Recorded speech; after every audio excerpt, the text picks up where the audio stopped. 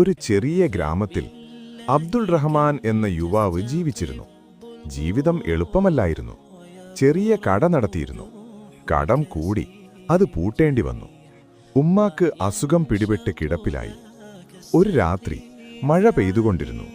വീട്ടിന്റെ മേൽക്കൂരയിൽ നിന്ന് വെള്ളം ചോരുന്നു. അവൻ സുജൂദിൽ വീണു, കണ്ണുനീർ നിറഞ്ഞു.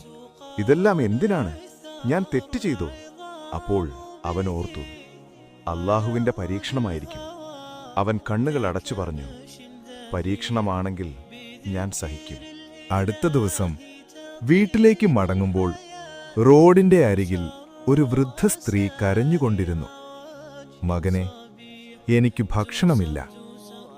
അവന്റെ കയ്യിലുണ്ടായിരുന്നത് അവസാന 2000 രൂപ മാത്രം. ഒരു നിമിഷം അവൻ ആലോചിച്ചു. പിന്നെ ആ പണം അവൾക്ക് നൽകി. അല്ലാഹ് നോക്കും. വൃദ്ധസ്ത്രീയുടെ കണ്ണുകളിൽ പ്രാർത്ഥന നിറഞ്ഞു. മാസങ്ങൾക്കു ശേഷം ബിസിനസ് ഉടമ, നിങ്ങൾ എന്റെ അമ്മയെ സഹായിച്ചയാളല്ലേ? അബ്ദുൾ റഹ്മാൻ ആശ്ചര്യത്തോടെ, ബിസിനസ് ഉടമ, അമ്മ പറഞ്ഞത് കേട്ടു. നിങ്ങളുടെ സത്യസന്ധത, നിങ്ങളുടെ കരുണ.